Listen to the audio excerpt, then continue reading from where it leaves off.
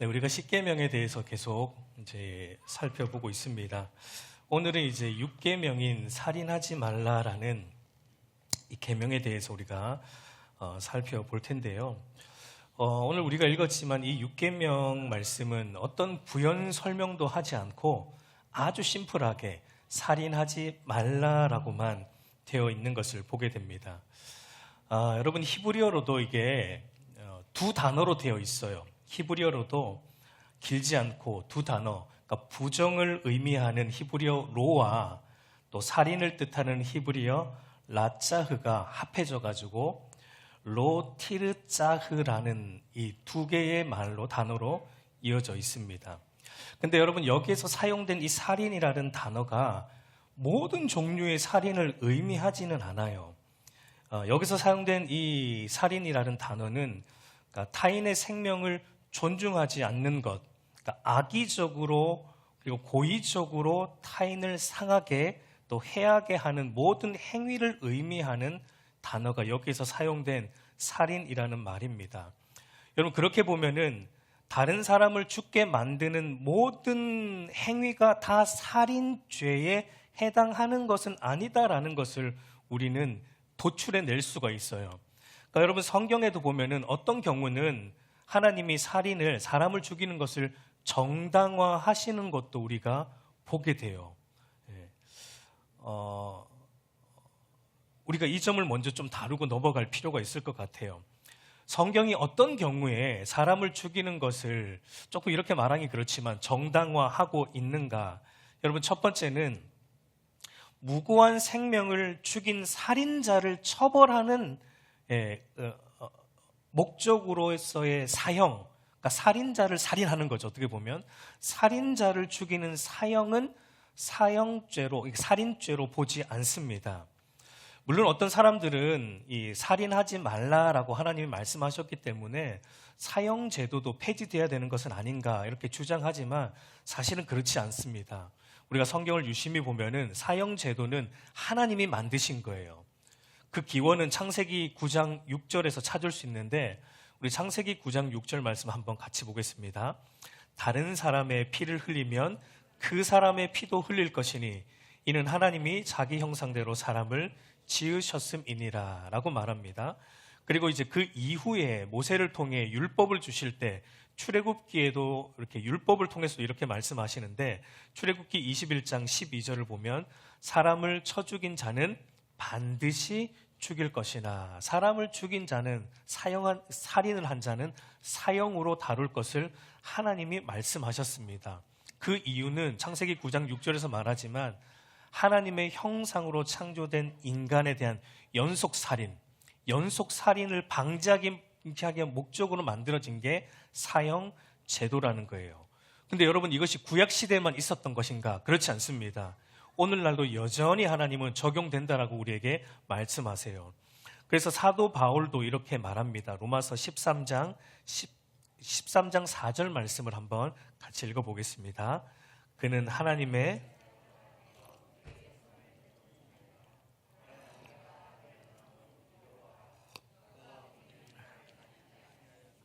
곧 하나님의 사역자가 되어 악을 행하는 자에게 진노하심을 따라 보응하는 자니라. 여기 보면 사도 바울은 정부의 역할, 그러니까 정부의 역할에 대해 말하면서 하나님이 세우신 권세자들, 위정자들, 이들이 하나님의 사역자로 하나님이 세우셨는데 그들이 공의를 행하는 일로 세움을 입었다라고 말하면서 바울은 권세자들이 공연히 칼을 가지지 아니하였다라고 말합니다. 그러니까 여기서 말하는 칼이라는 것은 심판하는 것을 의미하는 거죠. 물론 이 칼이 정확하게 반드시 사형 집행을 언급하는 것은 아닐지라도 사형도 공의를 행하는 일에 포함되어 있다는 것은 분명합니다. 그렇기 때문에 살인자에 대한 정당한 처벌로서의 사형은 성경은 살인으로 여기서 말하는 살인하지 말라에 들어가지 않는다라는 것을 의미해요. 이것이 첫 번째이고 또 두 번째로 성경이 살인죄로 보지 않는 것은 어떤 것이냐면 고의성이 없이 실수로 사람을 죽인 경우도 살인죄로 보지 않습니다. 우리 출애굽기 21장 13절을 보면 만일 사람이 고의적으로 한 것이 아니라 나 하나님이 사람을 그의 손에 넘긴 것이면 내가 그를 위하여 한 곳을 정하리니 그 사람이 그리로 도망할 것이며. 여러분, 이것은 우리가 잘 알듯이 구약 시대에 있었던 도피성 제도에 대한 말입니다. 이 도피성 제도는 그러니까 사람을 실수로 죽인 사람, 고의로 죽인 경우는 살인이기 때문에 사형죄에 해당되는데, 실수로 죽인 경우는 살인죄로 간주하지 않기 때문에 하나님이 정해놓은 도피성으로 피하면 제사장의 보호 아래 보호받을 수 있는 제도였습니다. 그러니까 고의가 아니라 실수로 사람을 죽인 경우는 그것을 살인죄로 간주하지 않는다라는 것을 우리가 볼 수 있습니다. 그리고 세 번째는 정당방위 차원에서의 사람을 죽인 것, 그것도 살인죄로 보지 않아요. 출애굽기 22장 2절 3절 우리 한번 같이 읽어보겠습니다. 도둑이 뚫고 들어오는 것을 보고 그를 쳐 죽이면 피 흘린 죄가 없으나.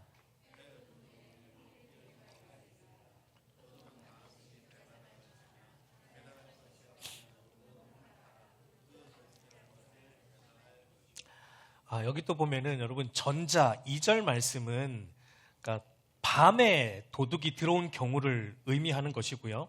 3절 말씀은 해가 돋은 후, 그러니까 낮에 밝을 때 도둑이 집에 들어왔을 때를 그 경우를 의미하는데, 그러니까 그렇게 볼 때 이 말씀은 밤에 들어온 도둑은 죽여도 되고 낮에 들어온 도둑은 죽이면 안 된다, 그런 의미가 아닙니다. 그런 의미가 아니고 이 말씀은 정당방위에 대한 말씀이에요. 요즘은 여러분 밤에는 우리가 전기만 켜면 불이 들어오잖아요. 그러나 요 당시 고대 사회는 밤이 어떻습니까? 밤은 칠흑같이 어두워서 사실은 밤은 깜깜해서 아무도 안 보여, 집에 들어왔을 때. 그러니까 그러한 시대 속에 밤에 누군가가 집에 들어왔을 때, 도둑이 침범을 했을 때 자기 가족과 자기를 보호하기 위한 목적으로 몸싸움을 하다가 어쩔 수 없이 그 사람을, 도둑을 죽이게 되었을 때는 정당방위로서 살인죄가 성립되지 않는다라는 말입니다. 그런데 낮에는 어떻다는 겁니까? 낮에는 상황이 달라요. 낮은 환하기 때문에 보입니다. 그러니까 그 도둑을 죽이지 않고도 충분히 해결할 수 있었음에도 불구하고, 그러나 정당방위를 빌미로 그 도둑을 낮에 죽였을 때, 보이는 상황 속에서 죽였을 때는 그것은 바로 살인죄로 해당된다라고 하나님은 율법으로 제정하신 것을 보게 돼요. 그러니까 어쩔 수 없이 보이지 않는 상황 속에서 정당방위로 죽인 것이라면 그것은 살인죄가 아니지만, 그러나 눈에 보이는, 그러니까 분별할 수 있는 상황 속에서 정당방위를 빌미 삼아 도둑을 죽였다면 그것은 살인죄가 된다라는 내용이에요. 그리고 네 번째로는 가정에서의 정당방위를 학대하면은 이제 국가의 안전과 국가의 평화를 위협하는 대적들을 대한 정당방위 차원의 전쟁에서 사람을 죽이는 것도 살인죄에 해당하지 않는다라고 성경은 말합니다. 물론 전쟁이 정당하다는 건 아니에요. 인간의 죄로 인해 생긴 것이기 때문에 그건 나쁜 것입니다. 그러나 어쨌든 정당방위 차원으로 국가를 보호하고 국민을 보호하기 위한 전쟁에서의 대적들을 죽이는 것은 살인죄로 보지 않아요. 물론 여기는 사실 복잡합니다. 어느 나라가 완전히 선한 나라이고 어느 나라가 악한 나라인지를 분간하는 게 명확하지 않을 때도 있고, 전쟁의 명분이 잘못된 경우도 많지만 기본적으로 국민을 보호하기 위한 정당방위 차원의 전쟁에서의 대적들을 죽이는 것은 살인죄로 보지 않는다라는 겁니다. 그래서 여러분 사무엘상 18장 7절을 보면은 이런 표현이 나오죠. 사울이 죽인 자는 천천히요, 다윗은 만만이로다. 여러분 이것은 다윗을 높이고 있는 노래입니다. 그죠? 다윗이 죽인 자는 만만이다. 여러분 이 표현만 놓고 보면은 지금 다윗을 뭘 찬양하고 있는 거예요? 다윗이 한 살인을 찬양하고 있는 거예요. 다윗이 10,000명의 사람들을 죽인 것을 지금 찬양하고 있는 겁니다. 그러니까 여러분 이 말이 무슨 의미입니까? 그러니까 하나님이 명하신 전쟁에서 이스라엘의 생명을 위협하는 대적들을 죽이는 것을 의미하기 때문에 이것을 살인죄로 보지 않기 때문에 이렇게 표현하고 있는 거예요. 그러니까 여러분 이런 것을 볼 때 살인죄가 성립되지 않는 살인은 어떤 것입니까? 그러니까 생명을 보존하기 위해서 타인의 생명을 어쩔 수 없이 취해야만 할 때, 그러니까 생명을 보호하고 보존하기 위해서 어쩔 수 없이 타인의 생명을 취해야 하는 경우는 살인죄로 성립되지 않는다라는 것을 성경이 우리에게 말하고 있습니다. 그런데 그 외에 어떠한 경우라도 사람의 생명을 함부로 해하거나 함부로 상하게 해서는 안 된다라는 것이 오늘 육계명이 말하는 기본적인 의미이고 육계명의 소극적인 의미입니다. 아마 여러분 우리는 사람의 생명을 함부로 해서는 안 된다라는 이 육계명을 대할 때 우리는 어쩌면 이런 생각을 하는 것 같아요. 나와는 별로 상관없는 계명이다 라는 생각을 우리는 사실 은연중에 할지 모르겠어요. 왜냐하면 적어도 우리는 사람을 죽인 적은 없기 때문이죠. 혹시 있습니까? 예, 아마 대부분 그럴 거예요. 사람을 우리가 실제로 죽인 적은 없기 때문에 살인하지 말라라는 이 율법 계명을 대할 때 오늘은 조금 나랑은 별로 상관없는 계명이니까 오늘 말씀은 조금 그냥 부담 없이 편하게 들을 수 있겠구나 라고 우리가 생각할 수 있을지 모르지만, 그러나 여러분 우리 예수님의 주특기가 뭔지 아십니까? 우리 예수님의 주특기는 우리가 잘 지키고 있다라고 생각하는 계명을 우리가 얼마나 실제로 못 지키고 있는지 보여주는 게 예수님의 특기예요. 우리가 잘 지키고 있다, 나는 이 계명에 대해서는 그래도 그나마 낫다라고 생각하는 그 계명을 예수님은 우리에게 너희가 얼마나 그 생각이 교만한 생각인지, 얼마나 너희 생각이 잘못된 것인지를 보여주는데 우리 예수님이 탁월하십니다. 오늘 아마 우리는 또 보게 될 거예요. 여러분 바리새인과 서기관들이 예수님을 미워했던 이유도 그 때문이죠. 자기들은 잘 지키고 있다라고 생각했는데 예수님이 두둑 나타나셔가지고 아니 너희는 못 지키고 있어, 너희는 하나님의 말씀을 이해하지 못했어 라고 말하니까 싫어한 거예요. 여러분 참된 복음이 선포될 때 왜 사람들이 싫어합니까? 복음은 항상 우리에게 처음에 뭘 드러내기 때문에요. 우리의 영적 무능력함, 하나님 말씀 앞에 우리가 온전히 설 수 없다라는 우리의 무능력을 복음은 드러내기 때문에 사람들이 복음을 들으면은 사실은 싫어하고 미워하는 것입니다. 예수님도 마찬가지예요. 예수님도 이 계명은 나랑 상관없겠지라는 게 얼마나 교만한 생각인지, 얼마나 잘못된 것인지를 여러분 우리는 예전에 산상수훈 말씀을 통해 이미 보았습니다. 마태복음 5장 21절과 22절 6계명에 대한 예수님의 해설을 한번 들어보십시오. 우리 한번 같이 읽어보겠습니다.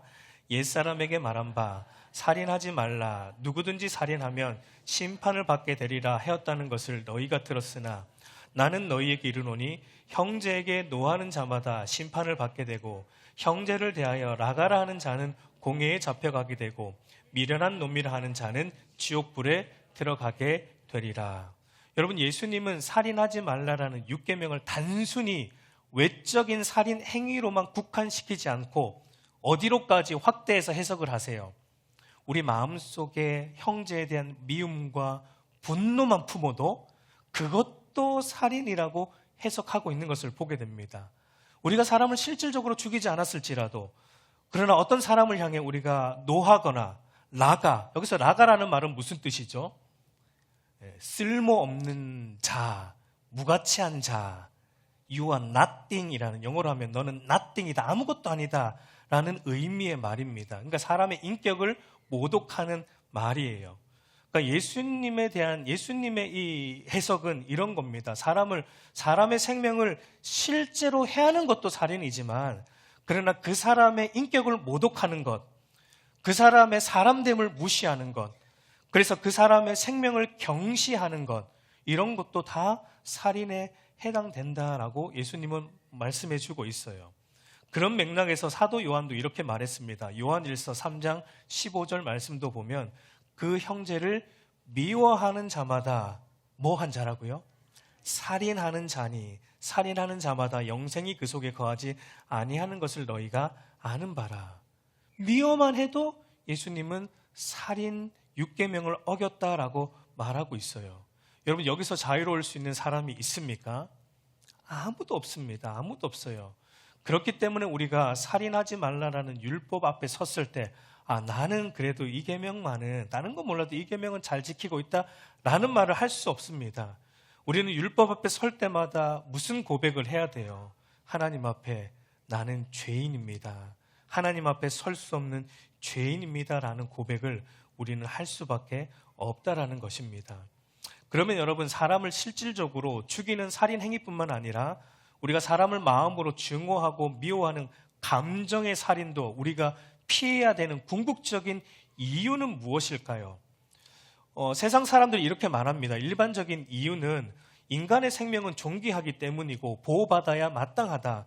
우리가 인간이 서로 안전하게 살려면은, 인간이 서로 안전하게 살고 서로 번영을 누리면서 살기 위해서는 서로 타인의 생명을 존중해줘야 되고 타인의 생명을 함부로 빼앗아서는 안 된다. 그렇기 때문에 우리는 타인의 생명을 귀하게 여기고 보호해야 된다라고 말할 것입니다. 맞아요. 그런데 성경은 여기서 한 차원 더 깊숙이 들어갑니다. 인간의 생명이 존귀하기 때문에 인간의 생명을 함부로 다루어서는 안 되고 빼앗아서는 안 된다. 맞습니다. 그런데 그러면 인간의 생명이 왜 존귀한가? 여기에 대해서 세상은 올바른 답을 주지 못합니다. 왜 짐승은 우리가 잡아먹어도 되고 왜 인간은 그러면 안 됩니까? 짐승과 인간의 차이가 어디에 있어요? 왜 짐승은 우리가 피를 흘려 죽여서 그를 잡아먹고 인간은 절대 그렇게 하면 안 됩니까? 그 차이가 어디에 있어요? 왜 인간의 생명이 존귀하냐? 그 말이죠. 성경이 뭐라고 말합니까? 인간은 하나님의 형상으로 창조되었기 때문이다 라고 말합니다. 다른 이유가 아니에요. 인간은 하나님의 형상으로 창조되었기 때문이기 때문에, 모든 사람은 하나님의 동등한 형상으로 창조되었기 때문에 모든 사람은 존중받아야 되고 모든 사람의 생명은 소중하다라는 것을 성경이 우리에게 말해주고 있어요.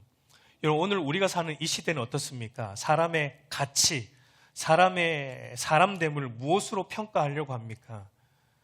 그 사람의 어떤 외적 자질과 능력으로 평가하려고 해요. 그 사람의 학벌과 돈과 재능과 능력과 어떤 그런 외적인 것들로 사람을, 가치를 평가하고 사람을 대우하는 시대예요.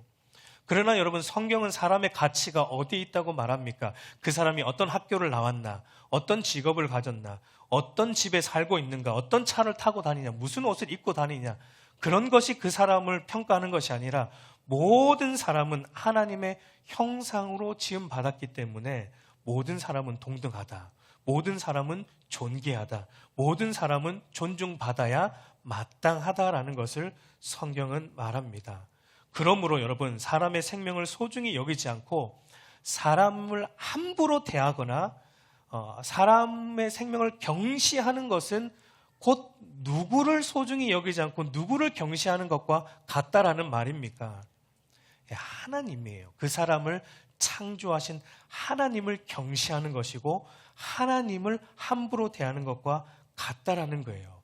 여러분, 이것이 우리가 사람을, 타인을 함부로 대해서는 안 되는 궁극적인 이유입니다. 그래서 종교개혁자 존 칼빈은 이렇게 말합니다. 우리 한번 같이 읽어보겠습니다. 우리 이웃은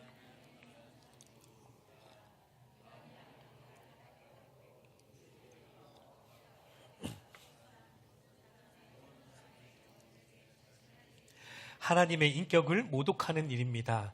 누군가를 학대할 마음이 생길 때 그것은 내 자신의 육체를 경멸하는 일일 뿐만 아니라 내 안에 있는 하나님의 형상을 훼손하는 일입니다 라고 말하고 있어요.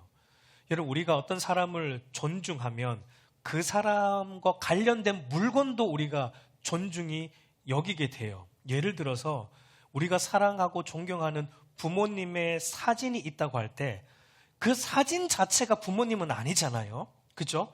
근데 그 사진 자체가 부모님은 아니지만 그러나 그 사진에 있는 부모님의 얼굴이 함부로 낙서하거나 그 사진을 막 함부로 대하거나 하는 사람은 없을 겁니다. 왜 그렇습니까? 그 이유가 무엇입니까? 그 사진이 부모님은 아니에요. 그러나 그 사진이 뭘 반영하고 있어요? 부모님을 반영하고 그 부모님의 모습을 담고 있기 때문에 그 사진을 우리는 함부로 할 수가 없는 것입니다. 그러니까 그와 마찬가지로 하나님의 형상으로 창조된 인간은 하나님을 반영합니다.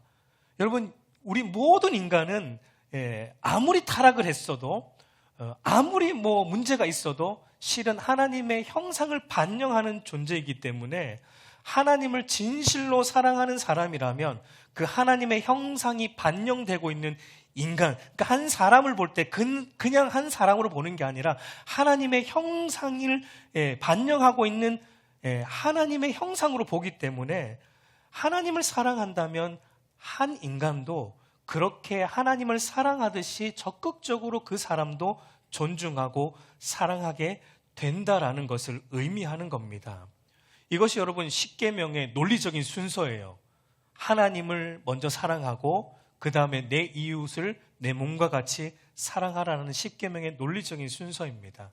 그러니까 우리가 1계명부터 4계명까지 하나님 사랑을 배웠다면 이제는 5계명부터 10계명까지 나오는 이웃 사랑은 하나님을 사랑하면 이렇게 이웃 사랑을 하게 된다. 하나님을 사랑하기 때문에 하나님의 권위를 담고 있는 부모의 권위에 순종하게 되고, 하나님을 사랑하기 때문에 하나님의 형상을 담아내고 있는 모든 이웃들을 존중하게 되고 그들의 생명을 보호하고 적극적으로 지키려고 노력하게 된다라는 것을 이 6계명이 담아내고 있는 것입니다. 그러니까 여러분 6계명, 살인하지 말라는 6계명 안에는 소극적인 측면으로는 우리가 하지 않는 것, 그러니까 타인의 인격을 모독하지 않는 것, 그리고 타인의 생명을 상하게 하는 어떠한 일도 하지 않는 것이 소극적인 측면에서 우리가 하지 않는 것이지만, 그러나 거기서 그치지 않고 적극적으로 어떻게 하라는 의미가 또 담겨 있습니까? 적극적으로 다른 이들의 생명을 보호하기 위한 모든 조치와 노력을 우리 편에서 해야 된다라는 의미도 이 속에 담겨 있다라는 것을 우리가 알아야 돼요. 여러분, 구약의 율법을 보면은 이런 경우가 있습니다. 소가 사람을 받아 죽였을 때, 소가 사람을 받아 죽였을 때는 어떻게 했을까요? 소는 주인이 있겠죠. 소가 사람을 받아 죽였을 때는 어떻게 했을까요? 두 개의 경우가 있어요. 소만 죽이는 경우가 있고 소와 소의 주인까지 죽이는 경우가 있었습니다. 그 차이는 무엇에 있을까요? 우리 출애굽기 21장 28절과 29절 말씀 한번 같이 읽어보겠습니다. 소가 남자나 여자를 받아서 죽이면 그 소는 반드시 돌로 쳐서 죽일 것이요, 그 고기는 먹지 말 것이며 임자는 형벌을 면하려니와 소가 본래 받는 버릇이 있고 그 임자는 그로 말미암아 경고를 받았으되 단속하지 아니하여 남녀를 막론하고 받아 죽이면 그 소는 돌로 쳐 죽일 것이고 임자도 죽일 것이며. 그러니까 여기서 여러분 전자의 경우는 소만 죽였어요. 주인은 안 죽입니다. 그 이유는 뭡니까? 이것은 예상하지 않은 사건이에요. 갑작스럽게 어떠한 일로 인해서 소가 사람을 죽이게 된 경우이고, 후자의 경우는 어떻습니까? 충분히 예상되는 경우입니다. 이 소는 몇 번의 경고를 받았어요. 그런 버릇이 있는 소라는 걸 주인도 알고 있는 상태입니다. 그럼에도 불구하고 이 소의 주인이 어떻게 하지 않았어요? 조치를 취하지 않은 거예요.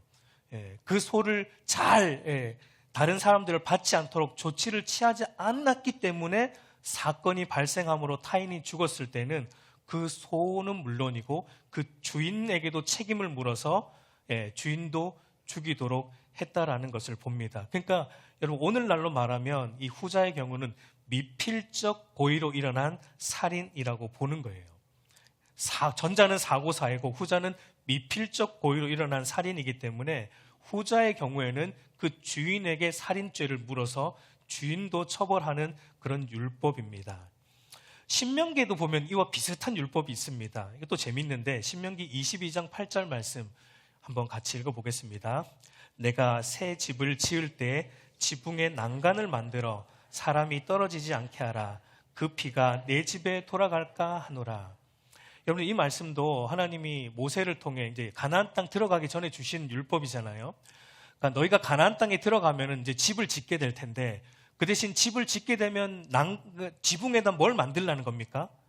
난간을 만들라는 겁니다. 무조건. 그 이유는 뭐예요?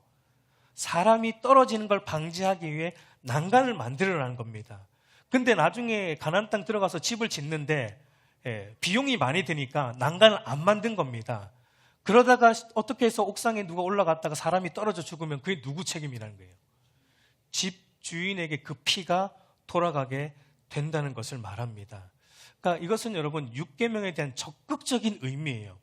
그러니까 타인의 생명을 보호하기 위해 우리 주변에 있는 모든 노력을 취하라. 어떤 조치를 취해서든 타인이 해를 당하지 않도록 우리가 노력해야 된다라는 것을 적극적인 측면에서의 6계명의 의미를 말하고 있어요.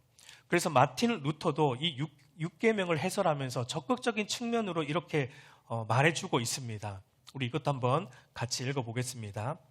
어떤 사람이 실제로 악한 일을 한 경우뿐 아니라 이웃에게 선행을 베풀지 못하거나 기회가 있었음에도 불구하고 이웃이 육체적 피해나 상해가 입지 않도록 지키고 보호하고 예방하지 못할 경우 그는 이 6계명을 어긴 것입니다. 입힐 옷이 있었음에도 불구하고 어떤 사람이 벌거벗고 죽어가는데도 가만히 있다면 당신은 그 사람을 죽도록 방치한 것입니다. 사람이 굶주림을 당하고 있는 것을 보고도 먹이지 않는다면 당신은 그 사람을 죽도록 방치한 것입니다. 당신은 살인하지 말라는 계명을 어긴 것입니다. 라고 이 계명의 적극적인 측면에 대해서 이렇게 말했어요. 여러분, 이런 관점으로 복음서에 나오는 사마리아인의 비유를 한번 떠올려 보십시오. 사마리아인의 비유를 보면 누가 6계명을 지킨 자이고 누가 6계명을 지키지 않은 자입니까? 그 비유의 내용을 간략하게 설명해 드리면 다 아시겠지만 어떤 사람이 예루살렘에서 여리고로 가다가 강도를 만났죠. 그래서 모든 걸 다 빼앗기고 거의 죽을 지경에 이르게 되었습니다. 근데 그 길을 제사장이 지나가다가 죽어가는 그 사람을 보았어요. 근데 제사장은 어떻게 합니까? 그냥 바빠서 지나갑니다. 아마 예배 드리러 갔던 것 같아요. 제사장이니까. 제사 때문에 바빠서 그냥 지나갔습니다. 그 다음에 레위인이 또 지나갑니다. 그 사람을 보았어요. 근데 레위인도 어떻게 합니까? 그냥 지나가요. 아마 레위인이기 때문에 또 성전에 간다고 바빠서 지나갔겠죠. 그러다가 한 사마리아인이 지나가다가 어떻게 합니까? 그 사람을 업어서 가까운 주막에 데려다 주고 그 사람이 치료할 수 있는 모든 치료하도록 비용을 다 제공해 주고 만약에 더 들어가면 자기가 돌아오는 길에 더 주겠다라고 말하면서 이 사람의 생명을 당부하고 갔던 모든 조치를 취했던 것을 우리가 보게 돼요. 그러니까 여러분, 이 비유를 볼 때 누가 6계명을 어긴 자이고 누가 6계명을 지킨 자입니까? 6계명을 지킨 사람은 한 사람밖에 없죠. 사마리아인 한 사람. 그 당시에 유대인들이 가장 경멸하던 사마리아인 그 사람만 율법을 지킨 자이죠. 강도는 말할 것도 없죠. 그 사람의 생명을 완전히 죽이진 않았지만 생명을 소중히 여기지 않았고 자기 이익을 위해서 그 사람을 해했기 때문에 강도는 살인죄를 범한 것입니다. 그런데 여러분, 실질적으로 그 사람에게 피해는 아무런 피해도 주지 않았지만 그냥 지나간 제사장과 레위인은 그러면 어떻습니까? 레위인과 제사장은 아무런 죄가 없습니까? 피해는 안 줬잖아요. 어쨌든 피해는 안 준 거잖아요. 그러나 예수님은 뭐라고 말씀하세요? 이 레위인과 제사장도 강도와 다를 바 없다라고 말씀하고 있습니다. 아무런 피해를 안 줘도 적극적으로 도와주지 않았기 때문에 소극적으로는 지켰죠. 피해는 주지 않았어요. 그러나 적극적인 측면에서 이 율법을 지키지 않았기 때문에 실질적으로는 이 율법을 어긴 것으로 설명합니다. 여러분, 사실 우리도 그렇지 않습니까? 우리도 이런 생각을 하잖아요. 내가 다른 사람 피해만 안 주면 되는 거 아닌가? 다른 사람 피해만 안 주는 선에서 그냥 내가 잘 살면 되는 건 아닌가? 그러나 여러분, 성경은 그 생각이 굉장히 잘못됐다라고 우리에게 6계명을 통해 말해주고 있는 거예요. 성경은 그 정도로는 안 된다는 겁니다. 피해 주지 않는 선에서는 소극적인 측면만 지키는 거예요. 그러나 모든 율법은 적극적인 측면도 다 담고 있습니다. 상대의 생명을 해하지 않는 것은 마찬가지 당연한 것이지만 상대의 생명을 존중하고 보호하기 위해서 저와 여러분이 있는 자리에서 할 수 있는 모든 일을 해야 된다라고 6계명이 우리에게 말하고 있다라는 것을 우리는 기억해야 돼요.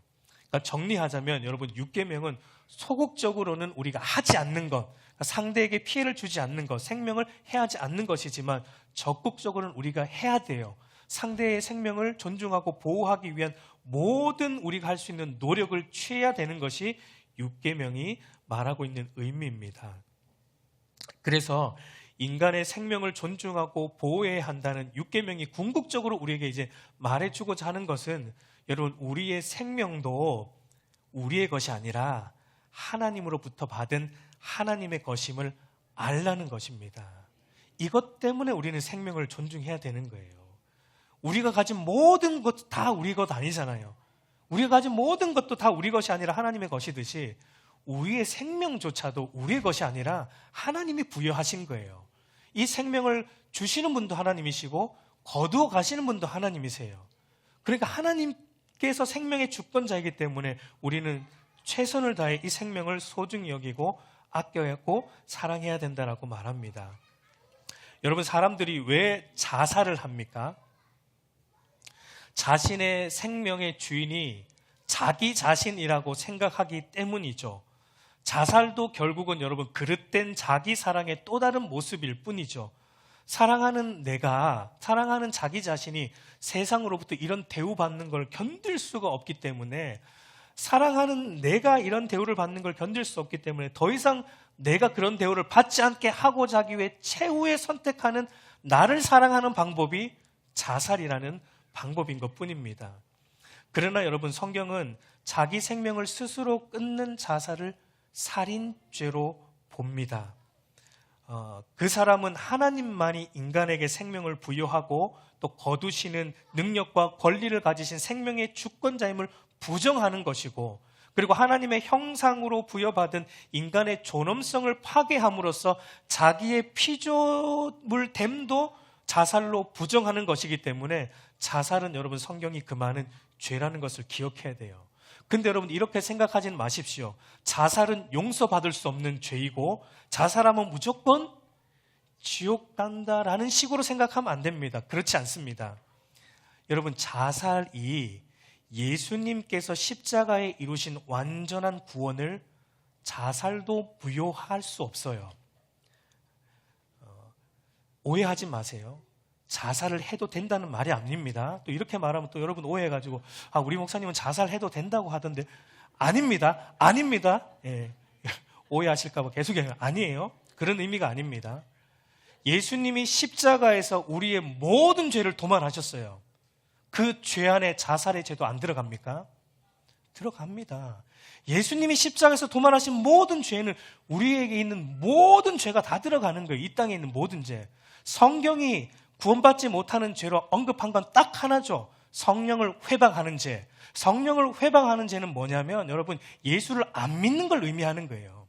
성령 회방죄는 뭐 막 교회 와서 예배 방해하고 그런 게 아니고요. 성령 회방죄는 예수를 인정하지 않는 것, 그것이 성령 회방죄로 구원받지 못하는 유일한 거예요.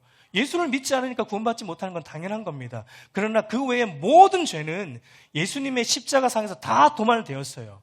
그 안에 자살도 포함되는 겁니다. 다시 한번 말씀드립니다. 자살해도 된다는 얘기가 아니에요. 자살은 여러분 죄입니다. 분명한 거예요. 생명이 하나님께 속한 것임을 부정하는 죄임에 틀림이 없어요. 그러나 여러분, 우리는 연약한 자입니다. 우리는 연약한 존재예요. 우리는 연약하기 때문에 믿는 자들 중에는 여러분 자기들의 연약함으로 인해 순간적으로 그런 선택을 하는 자들도 분명히 있다라는 겁니다. 그리고 그런 자의 구원을 저와 여러분이 속단하면 안 돼요. 그것은 하나님이 판단하시는 것입니다. 여러분, 6계명을 다루면서 자살과 함께 항상 이슈로 또 등장하는 게 낙태 문제예요. 낙태 문제. 낙태도 살인으로 봐야 되는가? 원치 않는 임신을 했을 경우, 최악의 경우 강간을 당해서 임신을 했다면 그런 경우에 낙태가 좀 정당한 것은 아닌가? 이런 이슈들이 생길 수 있어요. 그러나 성경이 주는 답은 여러분 이겁니다. 어떤 경우라도 낙태도 살인이라고 우리에게 가르치고 있습니다. 어떤 사람들은 낙태를 정당화하기 위해서 임신되고 몇 주까지는 아직까지 완전한 인격체가 아니기 때문에 몇 주까지는 낙태를 해도 괜찮다 이렇게 말을 하는데, 성경은 절대 그렇게 말하지 않습니다. 성경은 생명이 잉태되는 그 순간 하나님의 형상으로 지음받은 인격체이기 때문에 원치 않는 임신을 했을지라도 그 생명에 대한 책임을 져야 되고 그 생명을 소중히 여겨야 함을 우리에게 가르쳐줘요. 그래서 칼빈이 이렇게 말합니다. 이것도 한번 같이 읽어보겠습니다. 태아는 비록 모태 안에 들어있을지라도 엄연한 인간이다. 태아에게서 미처 누리지 못한 생명을 빼앗는 것은 사악한 범죄다. 집은 인간에게 가장 안전한 피난처이기 때문에 들에서보다 집 안에서 사람을 죽이는 것은 더 끔찍한 범죄에 해당할 것이다. 그와 마찬가지로 빛을 보기 전에 모태 안에 있는 태아를 죽이는 것도 한층 더 잔혹한 살인 행위로 간주해야 마땅하다. 여러분, 오늘 이 사회들을 보면 낙태가 너무 죄가 아닌 것처럼 조장되어서 살인을 방종하는 것을 우리는 보게 돼요. 그러나 여러분, 성경은 여러분 절대 그것을 허용하지 않습니다. 그것도 살인으로 본다라는 거 우리가 알아야 됩니다. 여러분, 살인하지 말라는 6계명은 인간 생명에 모두 소중하다는 것을 우리에게 가르쳐주고 있어요. 아직 태어나지 않는 태아라도, 나이가 많은 노인의 생명이라도, 건강한 자의 생명이든 병든 자의 생명이든 정상인의 생명이든 장애인의 생명이든 모든 생명은 동일하게 존귀하고 존중받아야 한다는 겁니다. 그 이유는 모든 인간은 동일한 하나님의 형상으로 지음받았고 그 생명을 부여하신 분이 하나님이시고 그리고 하나님께서 그 인간의 생명을 귀하게 여기시기 때문이다라는 겁니다. 그러므로 여러분, 하나님을 믿는 신자인 우리도 하나님께서 생명을 귀하게 여기시듯이 우리도 옆에 있는 자들, 다른 이들, 타인의 생명을 존중히 여기고 소중히 여기고 적극적으로 그들의 생명을 보호하기 위해, 그들의 인격을 보호하기 위해 우리가 모든 할 수 있는 노력을 취해야 한다라는 것을 말합니다. 여러분, 마지막으로 무엇보다 이것을 기억해 주십시오. 무엇보다 하나님께서 예수님을 통해 우리 안에 죄로 인해 잃어버린 참 생명을 찾아주셨기 때문에 우리가 이 계명을 지켜야 돼요. 여러분, 지금 우리가 누리는 생명이 어떻게 얻은 것입니까? 우리도 원래 죽었던 자였어요. 우리도 원래 죽었던 자였습니다. 근데 예수 그리스도 때문에 우리가 새 생명을 얻은 거예요. 그래서 우리가 생명을 소중히 여기는 것입니다. 요한복음 10장 10절을 보면 예수님은 우리에게 생명을 주고자 오셨다라고 말하죠. 내가 온 것은 양으로 생명을 얻게 하고 더 풍성히 얻게 하려는 것이라. 그런 점에서 여러분, 이 6계명, 살인하지 말라라는 6계명은 사실은 우리에게 궁극적으로 뭘 보게 하냐면 우리가 저지른 최초의 살인을 보게 합니다. 우리가 저지른 최초의 살인이 뭐죠? 우리는 생명의 근원이신 하나님을 떠나 스스로 하나님 되려고, 스스로 내가 주인 된 살려고 함으로 우리의 영적 생명을 스스로 끊어낸, 영적으로 우리는 자살한 자들입니다. 우리 모두는 자살했어요. 영적으로 자살했어요. 우리는 스스로 하나님 되려고 영적으로 자살했어요. 그런데 하나님께서 영적으로 죽은 우리를 살리시기 위해 어떻게 하셨어요? 예수님을 이 땅에 보내주셨고 영적으로 스스로 목숨을 끊어낸 우리에게 다시 새 생명을 주시기 위해 죽을 이유가 없는 그분이 자기의 생명을 십자가에서 내어놓으심으로 우리에게 그 예수님의 생명을 우리에게 주셔서 우리 안에 지금 누리고 있는 생명을 주신 것입니다. 그러므로 여러분, 6계명을 볼 때마다 여러분, 우리가 무엇을 봐야 돼요? 우리의 죄를 봐야 됩니다. 하나님을 매일매일 떠나 살려는, 여러분, 매일매일 우리는 영적 자살을 하려는 자들이에요. 어떻게 보면 우리는 매 순간 하나님부터 떨어져 나가려고 영적 자살하는 우리들을 예수님이 끊임없이 붙들어 주시고 예수님께서 끊임없이 우리 안에 새 생명을 주심으로 다시금 이 귀한 생명을 누린 자로 살아갈 수 있도록 이것을 보게 하고 이것을 받았기 때문에 우리가 다른 이들의 생명도 귀하게 여기고 존중히 여기며 그들도 예수 그리스도를 통해 새 생명을 얻도록 우리가 애쓰는 자리로 나아가야 된다는 것을 6계명이 우리에게 가르치고 있는 것입니다. 우리 사랑하는 성도 여러분, 이제 말씀을 맺겠습니다. 여러분, 우리가 이 10계명 보면서 무엇을 봐야 합니까? 우리가 1계명부터 6계명까지 봤지만 이 10계명을 보면서 우리는 무엇을 봐야 됩니까? 이 계명 안에 담겨있는 하나님의 마음을 봐야 돼요.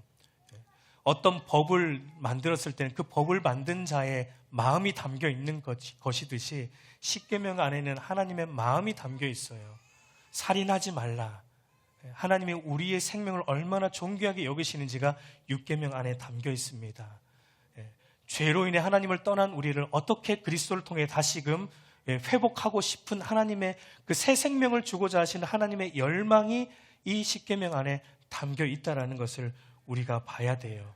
그래서 우리도 여러분 매 순간순간 이 하나님의 율법을 보면서 우리의 죄에 대해서 우리가 직시하고 우리의 죄에 대해서 애통하고 그 죄로부터 돌이켜 다시 하나님이 주신 생명 안에 거하는 은혜에 거하려고 우리가 애쓰고 또 힘쓰는 자들이 되어야 합니다. 그런 은혜가 저와 여러분 안에 있기를 우리 주님의 이름으로 축복합니다.